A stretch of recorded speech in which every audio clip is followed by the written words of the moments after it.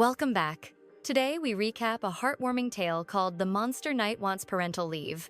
Please like and subscribe to our channel. Your support truly helps us. Now, enjoy. Our legend begins with the infamous Black Monster, Lucia, the fearsome commander of the Black Knights. Her power was so absolute that she became the Imperial Knight Commander at only 20. With a terrifying aura, she strides into the throne room where the Emperor awaits her presence. Her blunt speech offends the noble onlookers, who view her fearless attitude as pure insolence. Fortunately, the Emperor dismisses everyone, granting Lucia a rare moment of absolute privacy. It has been 5 years since she first took command of the Empire's greatest blade.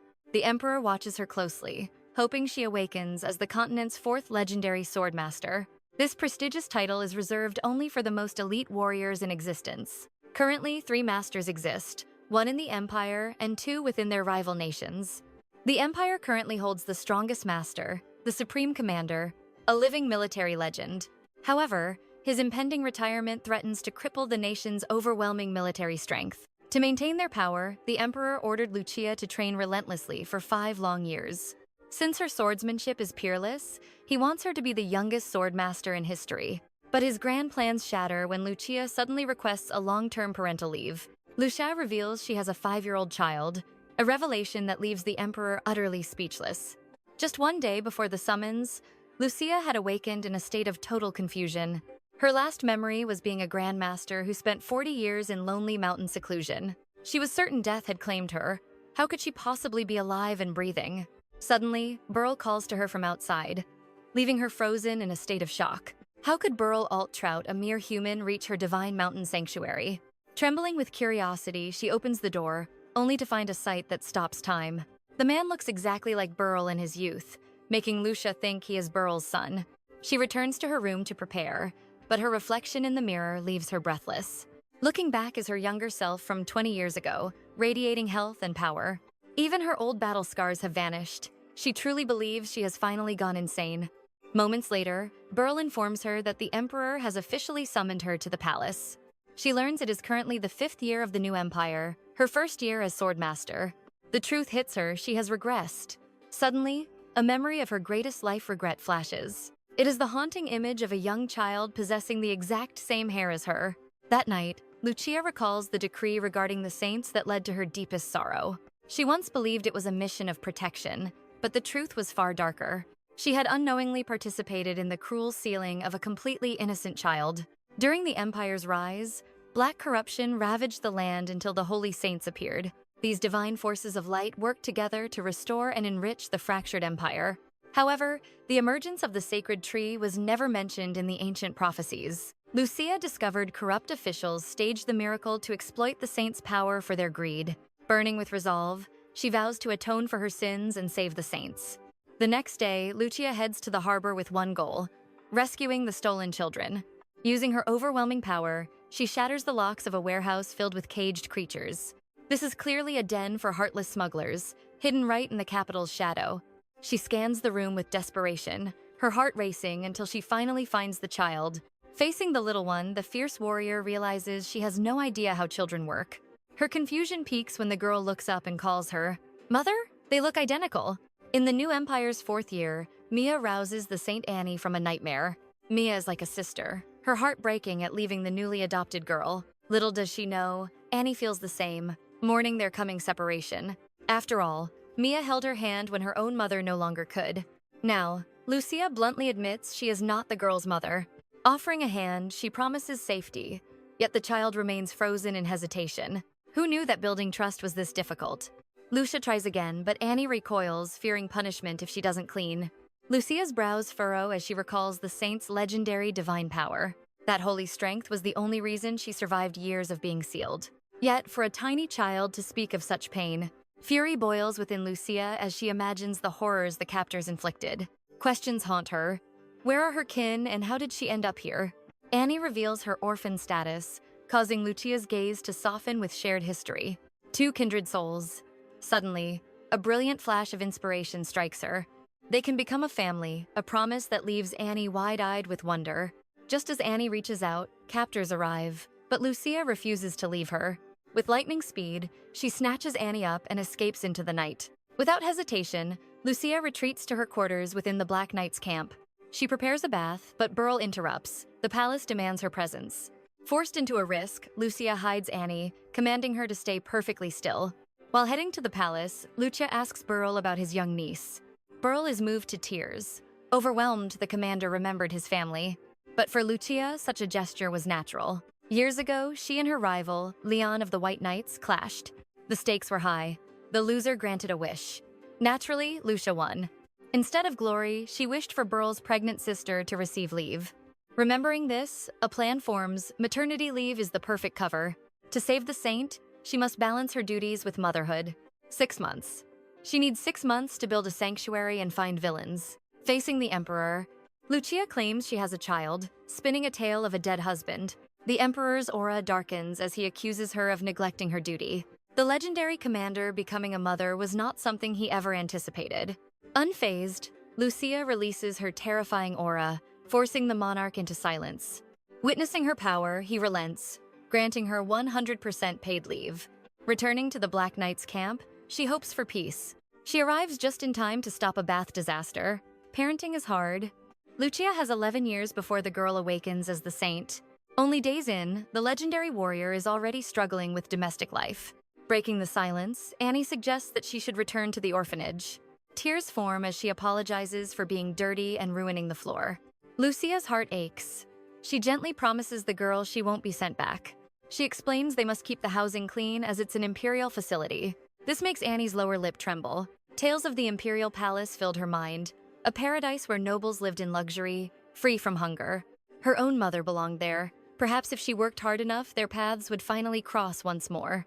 This time, she prayed she could remain by her side forever. Fueled by hope, she eagerly promised Lucia that she would handle every chore.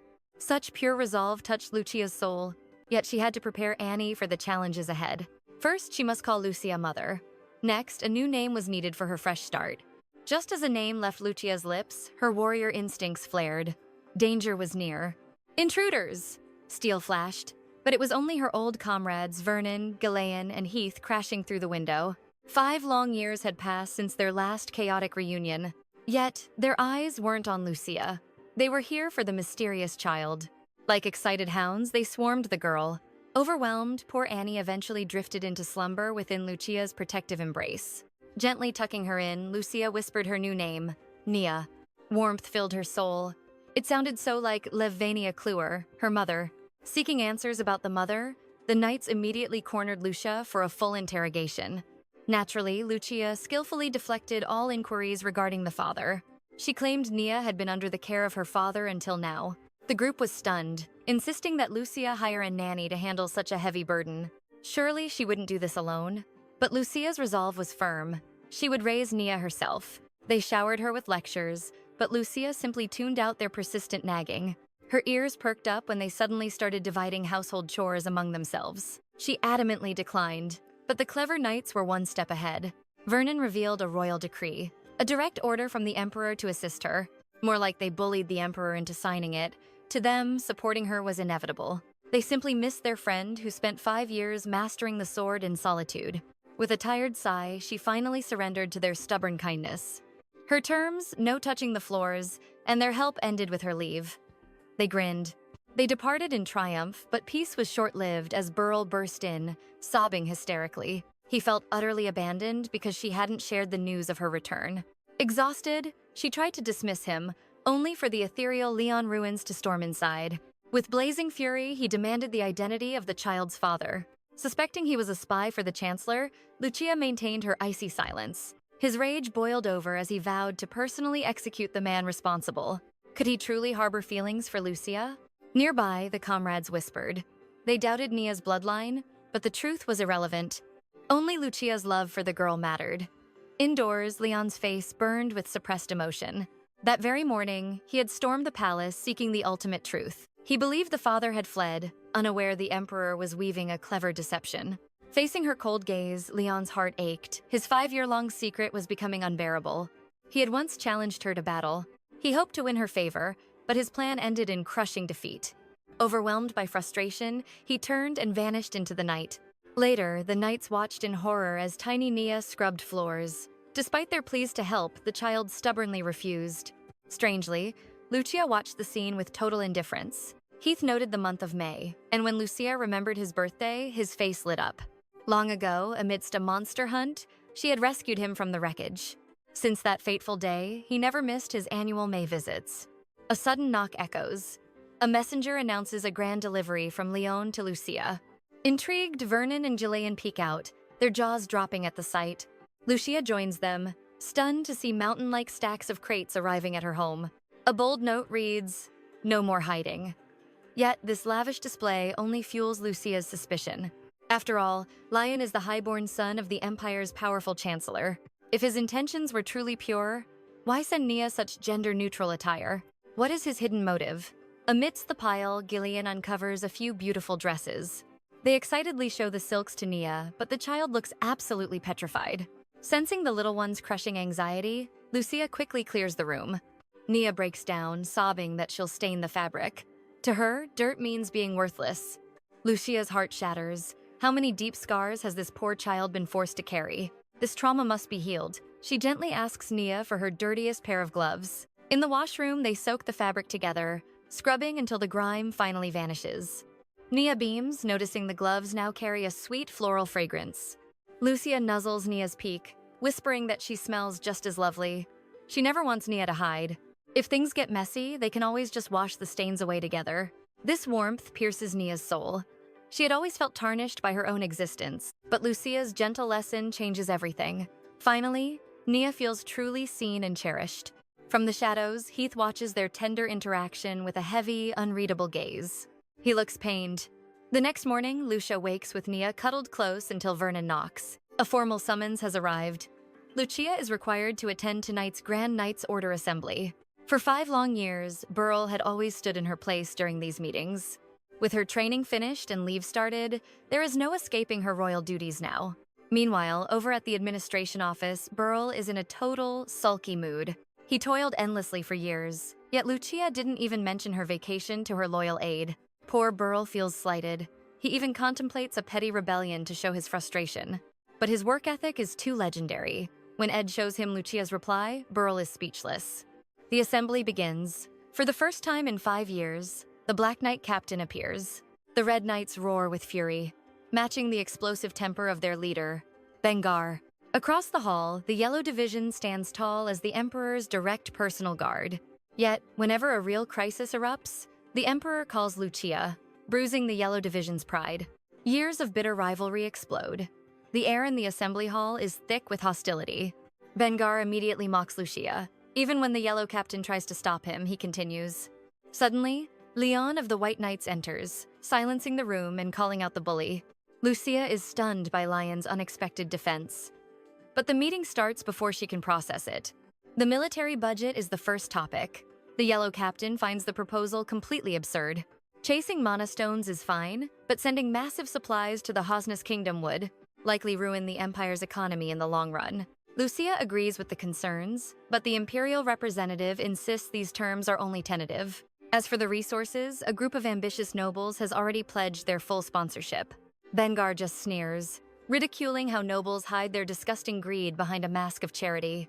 When the temple is mentioned, Lucia stiffens. She remembers their past corruption and exploitation of Saintesses. As they adjourn, Burl tries to reach Lucia, but Bengar begins berating the Black Knights again. This time, however, Lucia isn't going to let his insults slide without a fight. A suffocating, murderous intent fills the air, forcing Bengar to his knees in terror. She demands he show Burl respect, for he stands as the Black Knight's sovereign voice. Our queen truly knows how to command. Back at camp, Nia remains under Heath's watch. The little girl playfully adorns herself with Lucia's various treasures and accessories. But a sudden crash shatters a plate in Nia's heart. Heath finds her sobbing in despair.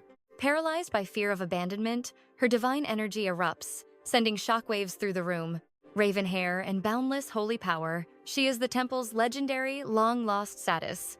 Temptation strikes Heath. Turning her in could fund a luxurious continental voyage with Lucia. He lunges to suppress the surge, but her wild, unbridled mana swallows the entire chamber. She is spiraling toward disaster, just like the tragedy Heath suffered in his youth. Born a gifted mage, Heath was merely a golden goose for his father's greed. When a nightmare beast descended, the entire village demanded the child save them all. Crushed by their selfish prayers, his power turned toxic, and he lost his very soul. He destroyed everything. Now, he'll do anything to shield Nia from that same crushing guilt. With a gentle spell, he soothes her spirit and magically mends the broken porcelain. Nia calms instantly. To stay here, she must learn to live a peaceful, normal life. She needs sleep, food, and friends. Suddenly, a pigtail-wearing child appears at the door. Meanwhile, in the bustling capital, Lucia searches for wisdom in a childcare manual. Leon suddenly appears, his face turning a vivid scarlet upon seeing the book's title. Breaking his stoic mask, he offers his absolute assistance for whatever she may need. Wait, is that a baby Leon on the cover? He was such a precious darling. During her ride back, Lucia ponders Leon's oddness until the carriage jerks to a stop. An arrogant, unidentified carriage has completely blocked their path forward. While waiting, she spots a familiar, regal face on a nearby bridge. Prince Aiden Eldarion. After cold greetings, Lucia tries to leave, but Aiden presents her with a baby rattle. Looking at the toy, Lucia feels nothing but the sting of his blatant mockery. Reports of her child stunned Aiden. His eyes have been fixed on her for years. He is burning with a single question. Who is the man behind this child? She was his bodyguard at 16. Now, his obsession has turned into a cruel game. She meets his gaze with icy fury, but the prince remains entirely unfazed. He sneers, suggesting she must have been intimate with a stranger during the war's end. Shocked whispers erupt from the noblewomen, branding Lucia a scandalous wartime harlot. Lucia usually ignores petty gossip, but today, she's in the mood to silence them all. She brazenly declares her lovers were so many that the father's identity is a mystery. The sheer audacity of her lie causes Aiden's nose to literally start bleeding. He reaches out to wipe her collar, but it's a deceptive ploy to invade her space. He whispers a chilling secret. His palace balcony overlooks the very grounds where she trained. He knows the truth. Not once did he see her with a pregnant belly. He realizes the child isn't hers, but he'll keep that secret to control her. He only wants her. Later, Lucia returns home to find a bratty girl tormenting Vernon. Meet Ivana, Jillian's niece. Lucia ignores the chaos and scans the room for Nia. Spotting Nia under a table, Lucia assumes it's a game and continues walking by. But Nia lunges out, desperately begging Lucia to stay, leaving little Ivana totally confused. Why won't Nia say mother? Under pressure, Nia admits the word is far too painful. Having lost everything in the orphanage, she fears that calling someone mom invites tragedy. To survive, she buried her heart deep, fearing any sign of weakness would destroy her. The walls around her soul are so high, she can't even whisper the word mom. Despite being strangers moments ago, Ivana's protective fire blazes for little Nia. She suspects Naya's fear of the word stems from Lucia's cold and cruel hands. Slow down, little lady. Nia instantly jumps to Lucia's defense, clearing the air. Finally, Galeon catches up to Ivana, scolding her for such wild and disrespectful thoughts. She explains that Nia's love is so vast that the mere thought makes her heart tremble. Lucia freezes in shock. She feels she's done nothing to deserve such pure devotion. Later, as the children play outdoors, Ivana is determined to bring her brother next time. Ivana tries to return Nia's kindness, but realizes her pockets are completely empty. Instead, she takes on a sacred mission, helping Nia finally find the courage to say, Mom. It's more than just a favor. Nia is her very first precious female friend. Nia's heart overflows with joy. They practice the word together, though it remains a struggle. Yet, the sight of her trying is the sweetest thing Lucia has ever witnessed. Watching from afar, Lucia smiles, but notices a heavy, strange silence surrounding Heath. It's likely connected to the mysterious trace of magic lingering within the house. Choosing not to pry, she simply offers him sweets to heal his weary spirit. Heath then asks a haunting question. What would you do if I vanished? With a subtle smile, Lucia reminds him he's hers to use for the rest of his life. Hearing those words, Heath is pulled back to the memories of their first meeting. Lucia was the only one who urged him to live, even as a knight in her order. He realizes she is the only soul who has never demanded anything from him. He offers a sincere apology, just as Galeon arrives with treats from her family's shop. These are the legendary desserts, supplied to the prestigious Eldarin Academy. But Lucia has zero interest in sending her precious Nia to such a place. A moment later, the children come rushing back to Lucia's side. With Ivana's push, Nia whispers Mom, then bolts away in a shy, adorable panic. Hearing that one word, Lucia vows to give Nia a normal life, free from loneliness, even if it means school. Meanwhile, greedy nobles led by Count Linder pressure the emperor to punish the swordmaster. When he refuses to yield, their noble pride twists into a bitter, livid rage. Tensions explode as the emperor invites new blood to challenge the old political guard. After the emperor's dramatic exit, Marquis Federon, the empire's prime minister, smiles. He indulges the count's schemes, his eyes glinting with a dangerous, calculating light. "Corner Lucia," he suggests, "and see if you can replace the empire's greatest sword." The count nearly chokes on the idea. It seems he fears accountability above all else. But once the room is empty, Duke Anton Kilgus reveals his true support for the plan to bring Lucia down. At Eldarin Academy, Principal Ruins E.S. hires Emily Tankst, a fallen noble, as a teacher. But Emily's goal isn't education. She's out to seduce the principal's wealthy son. Leon Ruins is the Empire's golden bachelor, but he only loves Lucia, the monster knight, whom Emily used to bully long ago. Emily begins her social climb, aiming to win over Leon's mother during the interviews. Her confidence instantly shatters when Lucia and Nia walk through the door. Earlier that morning, Lucia had noticed Nia's trembling nerves before the big day. Is Nia just overwhelmed by this new world? Or is Lucia's dream hurting her? Noticing her daughter's small, trembling frame, Lucia realizes her mistake. A normal life isn't worth Nia's suffering. Swallowing her pride, Lucia makes the painful choice to cancel the interview. Nia is stunned. While Lucia handles the paperwork, Nia overhears other families nearby. From the whispers of other parents, she hears that school is the greatest gift a parent can give. Guilt stabs her heart. Nia fears she's a burden Lucia can't handle alone. Lucia returns, sighing that the cancellation process is taking far too long. Before Lucia can speak, Nia suddenly declares her burning desire to attend school. Though shocked, Lucia sees the fire of determination in Nia's eyes. She relents. Soon, they sit in the heavy silence of the principal's office. Emily trembles nearby. Noticing her fear, the principal coldly dismisses her. Emily flees instantly. So much for her plan to impress the mother-in-law. Now alone, the formidable Principal Nordzia begins Nia's official interview. Nia's hesitant answers reveal a heartbreaking truth. She didn't want to be here. Sensing the tension, the principal turns the interrogation into a warm conversation. She gently coaxes Nia, whispering that her voice is a gift for Lucia. After all, a mother treasures her child's words like rare, shimmering gems. Incredible! The author of Lucia's parenting book is actually the principal herself. Lucia recalls a line, "A child needs courage to find their own voice." She prays she can give that strength to her precious daughter. To her surprise, the principal admits Nia passed the interview immediately. It was her way of apologizing for the trouble her son Leon caused. 1 month later, they visit a luxury boutique for Nia's new uniform. The shop is busy, so they wait while another customer is served. Nia stares longingly at the cookies. Lucia recognizes this as a hidden habit. Nia is obsessed with chores and never speaks her true heart's desires. She can only gaze at the sweets, unable to ask for one bite.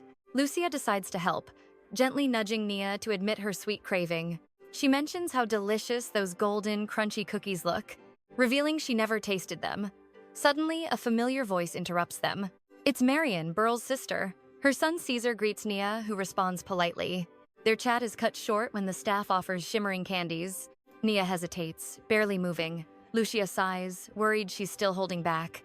But then, Nia speaks. She bravely asks for a cookie instead. Nia wants it for Lucia, to share the happiness. Lucia's heart overflows. Such a selfless angel. We must protect this precious child at all costs. Leaving the shop, a shadow of unease falls over Lucia in the street. She senses predator eyes watching them from the dark corners. Ever the strategist, Lucia leads them into an alley, ready for battle. A gang surrounds them. Lucia offers 5 gold for them to leave quietly. They push their luck, blinded by greed and determined to rob her. Nia trembles behind her. Lucia's patience snaps as destructive mana begins swirling. Terror strikes the thugs. They scatter like rats before her overwhelming power. Lucia thought the crisis had passed, but fate had one more cruel twist in store. Little Nia is gone. Gasping for air, the child follows the shadows, desperately calling for Mia.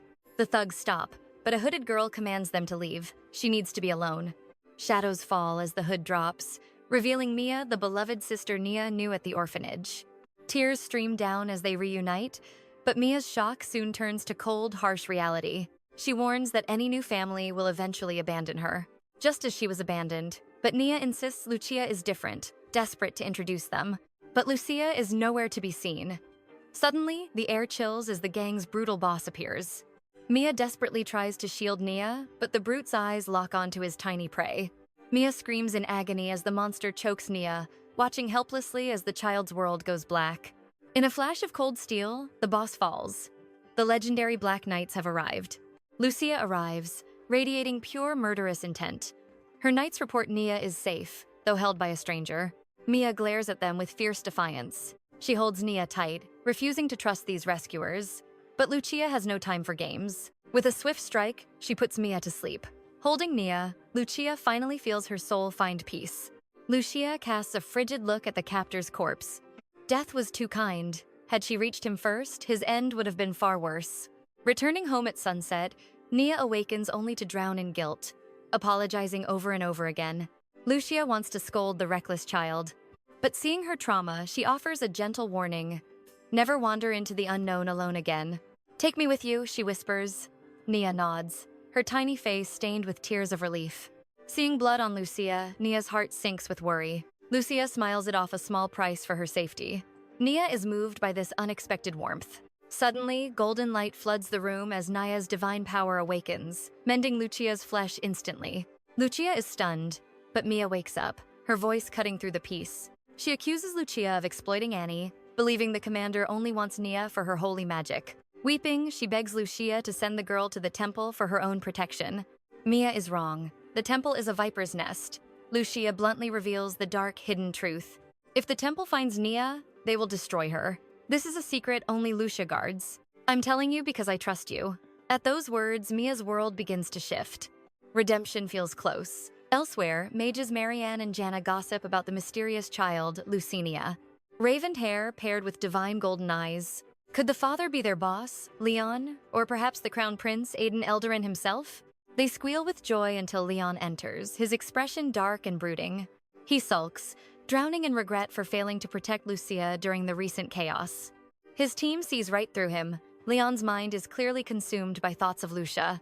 Seeking to cheer him up, Marian mentions her chance encounter with Lucia at the boutique. She sighs, noting that while couples attend ceremonies together, Lucia will have to go alone. Suddenly, a devious idea sparks in her mind, one that requires Leon's presence. Is she playing matchmaker? Finally, the big day of the kindergarten entrance ceremony arrives. On the path, Lucia seems unusually gloomy, but the reason isn't what you'd expect. It's not loneliness bothering her. A scandalous report about her Black Knights just leaked. Worried the bad press might stain Nia's reputation, she decides to hide her identity. No one can know she leads the Black Knights. Seeing her mother's face, Nia worries about the wound, but Lucia smiles, she's perfectly fine. Lucia issues a stern warning. Nia must never mention cotton candy again. That is their secret code for Nia's dangerous, holy divine power. They cannot risk the temple's interference. Finally, they reach Alarian kindergarten. The morning begins with a mandatory hour for social networking. Two mothers approach Lucia, but their smiles vanish when they learn she's husbandless. They grip Lucia's shoulders, their faces clouding with heavy, somber pity. Mistakenly, they offer comfort, assuming she's a tragic war widow.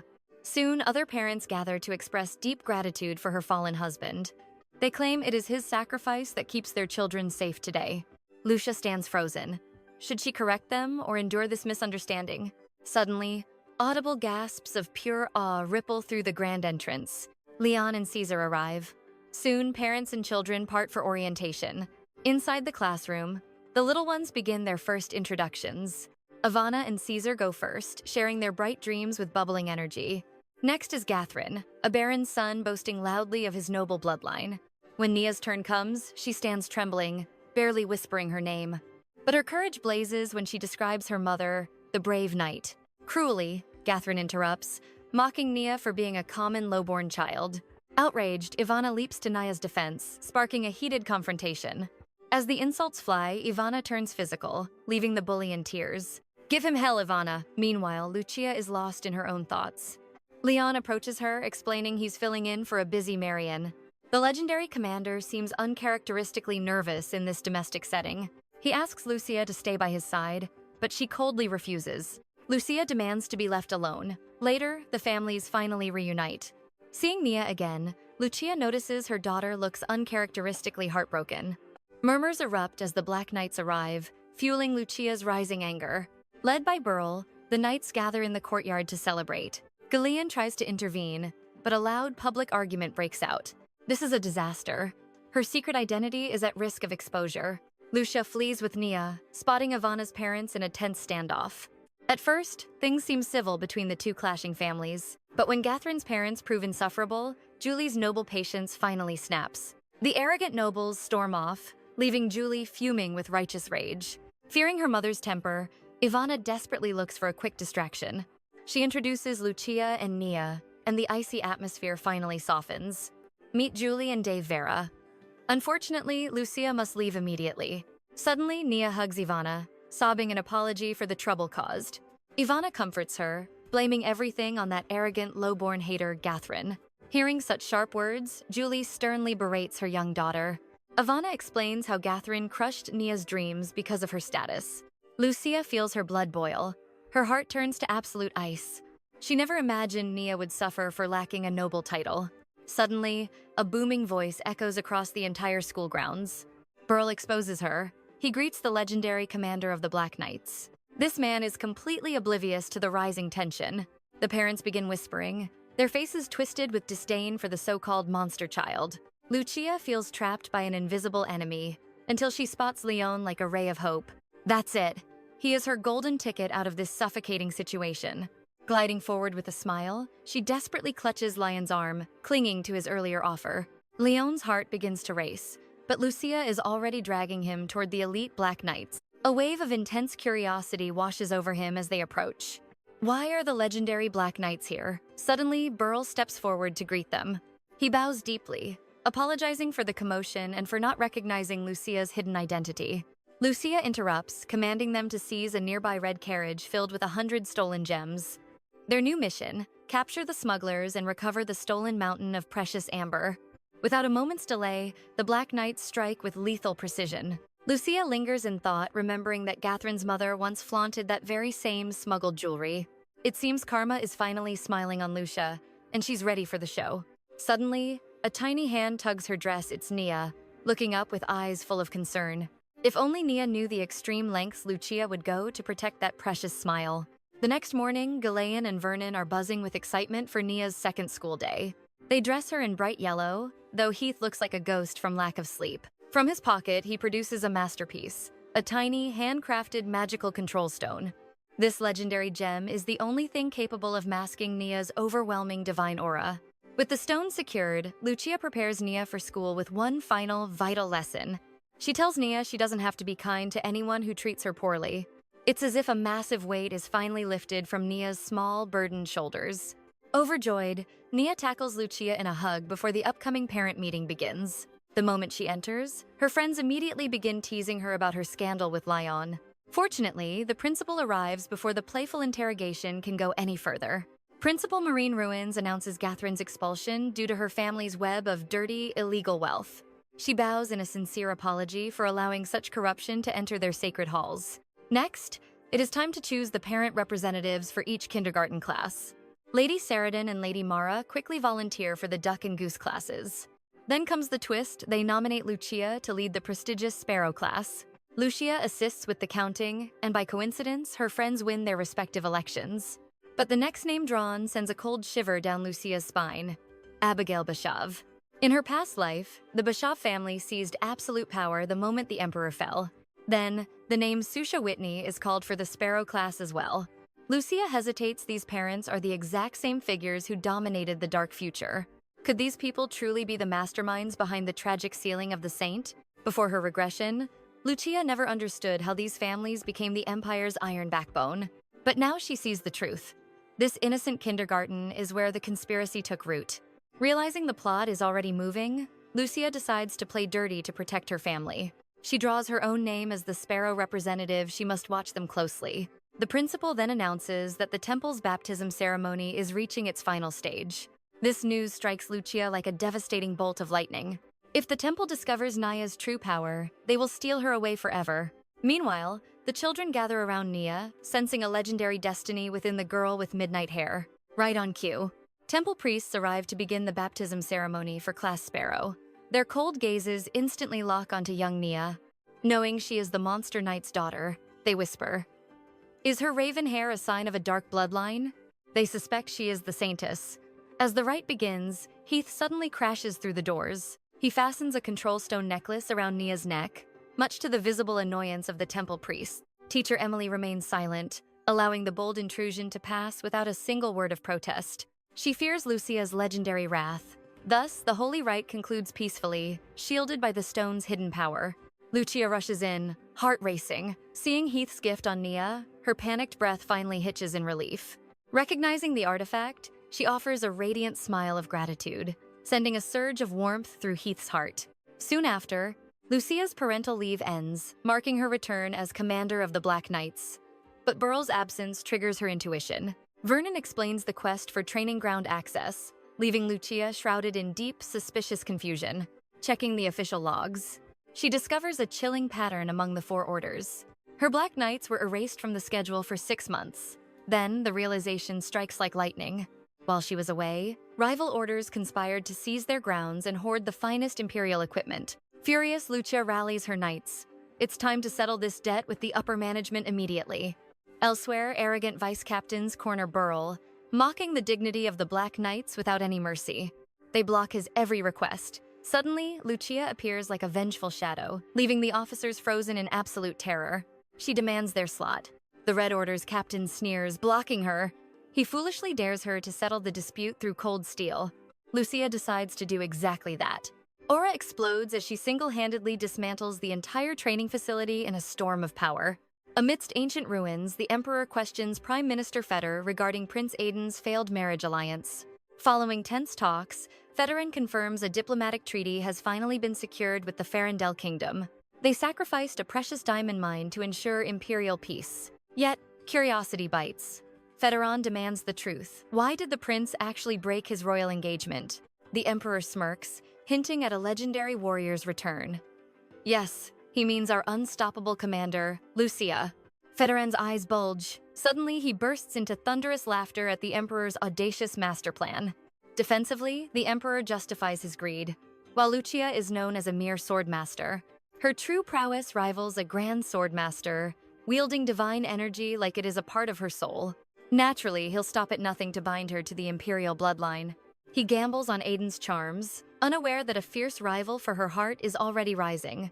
Fetterin counters, boasting about the unmatched qualities of his own brilliant son, Leon. He claims Leon is the superior match. Suddenly, an earthquake shatters their peace as violent rumbles erupt. A panicked knight bursts in. Lucia is currently reducing the grand training grounds to absolute rubble. With a cunning smirk, Fetterin exits, suggesting Aiden handle the massive repair bill for the disaster his bride-to-be just caused. Goodbye, Imperial Treasury? Later, at the disciplinary hearing, Lucia shocks the elders by flatly rejecting her punishment. Cunning Count Lender sneers, threatening to force her immediate and total resignation. But Lucia resigns on the spot, leaving the nobles paralyzed with sheer terror. Aiden sweeps in to save the day, whisking Lucia away while Fetterin pays his son, Leon, a visit. He reveals that the dangerous mission Leon rejected has been reassigned to Lucia instead. Worse yet, Aiden is joining her. Consumed by burning jealousy, Leon's resolve shatters instantly. He will reclaim the mission. Meanwhile, Aiden and Lucia find a quiet moment by the palace fountain. Aiden's usual smooth talking fails against Lucia's icy cold shoulder. Undeterred, he hunts for a chance. Lucia's southern mission involves a grueling week-long trek. However, Aiden dangles a shortcut, rare teleportation scrolls to finish the job in 3 days. Suddenly, Leon warps in, igniting a fierce rivalry for the mission slot. Lucia weighs Leon's raw strength against Aiden's magical speed boost. Pushed to the edge, Leon reveals his ultimate trump card. He vows to activate Stonehenge, slashing the travel time to 1 day.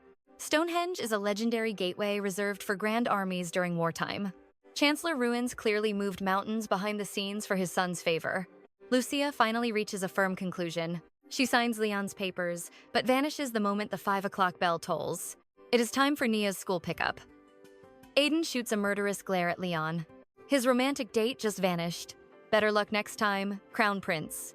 Tomorrow morning, Class Sparrow welcomes Princess Charlian, the younger sibling of Aiden. That afternoon, Lucia finds Aiden tailing her once again. He tries bonding over Nia, the one topic that triggers Lucia's guard. Her defensive walls make him suspect she is guarding a massive secret. Lucia's pulse quickens, realizing Aiden's intuition is sharper than he looks. Does he know Nia is a Saintess? Or that they share no blood? She corners him aggressively, causing the prince's nose to burst. Suddenly, little Charles rushes in, frantic to save her brother. Aiden introduces his sister, proving he actually wasn't lying for once. Aiden scores a point.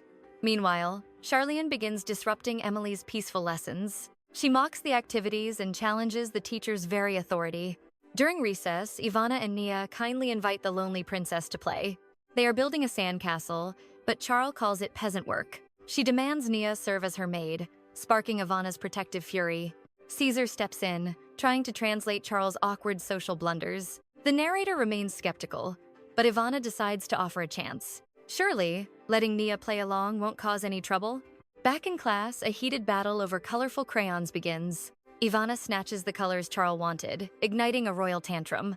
Poor Nia is stuck in the middle of her two feuding friends. In a fit of rage, Charles shoves Nia to the floor. Ivana snaps and lunges at the princess, barely restrained by Emily. Nia's soft apology only makes Ivana's heart ache even more. She screams that Nia is a friend, not a servant, demanding an apology. Nia sobs, begging them to stop, so she has happy news for her mother. This hits Charles hard, reminding her of her own mother's distant love. With a tearful handshake, a new, genuine bond is finally forged. That night, Nia's laughter fills the room, a sound Lucia treasures most. But the warmth is bittersweet, for Lucia must depart by sunrise. Nia hides her sadness with a brave smile, wishing her mother safety. At the ancient Stonehenge, Leon waits, his heart pounding over his slip-up. Aiden and Leon trade playful barbs, acting like competitive children. Leon confesses his secret truth. He wants Lucia as more than a friend. Suddenly, Lucia appears. Did she hear? Leon's heart begins to race wildly. He vows to move on if she rejects his heart one last time. Our poor romantic is spooked when Lucia unexpectedly materializes behind him. Duty calls. The duo sets off on their urgent new quest. Henan Village is consumed by shadows, yet a vibrant pink inn stands defiantly. It is the legendary Crosswind Inn. Ren suggests a single room, sending a crimson blush across Leon's face. Ren gets scolded but defends himself. Every couple here wants the same thing. It turns out this inn caters specifically to secret lovers. Shocked and appalled, Leon frantically denies they are that kind of couple. He clarifies their search for the elusive Grances. She gives directions, but still hands Leon just one single key. Leon turns bright red as he follows Lucia, but stops at the door. Flustered, he insists he cannot possibly share a room with her. He fears a scandal might ruin Lucia's reputation. Oh, Leon, calm down. Suddenly, Supreme Commander Herbert appears, greeting them with a mischievous grin. He reveals the truth behind the summoning, the spreading black corruption. A tiny black shard was found, capable of rotting an entire forest. Testing requires more shards, but a dangerous obstacle stands in their way. Terrifying, ancient beasts stand guard over these dark fragments. Only a swordmaster like Lucia can win. Before leaving, Herbert pulls her aside. Herbert dismisses Leon to speak with Lucia in private. As her foster father, he knows Nia isn't her biological child. Lucia denies it, but Herbert recognizes the child's immense divine power. He seeks the truth, but Lucia remains as stubborn as ever. Though he raised her, his duty as Supreme Commander remains first. If the Emperor learns Nia is the Saintess, she'll be taken away. To her surprise, Herbert places his full trust in her decisions. He only hopes she will eventually lean on him for help. Downstairs, Leon discovers the legend of the mystical lake's blessing. Shiny blue shells once granted wishes to those who threw them in. Since the corruption spread, these magical stones have completely vanished. A crowd surrounds Leon, threatening his cover until Lucia arrives just in time. Leon melts in her arms. Can these two just be together already? This tender moment triggers a memory of their very first encounter. Years ago, a young Leon fled a party, mocked by cruel noblewomen. That dark incident years ago ruined his life and estranged his mother. In his haste, he spilled wine on a guest without even looking back. Yet, the mysterious woman followed him out into the night. That was his first meeting with Lucia, the girl who actually spoke. Ever since that tragic day, he had been treated like a ghost. Even his mother turned away. What really happened during that dark incident? Snapping back to reality, Leon quickly pulls away from Lucia's warm embrace. Though he craves a moment of peace, duty pulls him away. Suddenly, the doors burst open with a frantic bang. Terror fills the room as a messenger reveals the nightmare. Ren and Finn have vanished into the dark woods.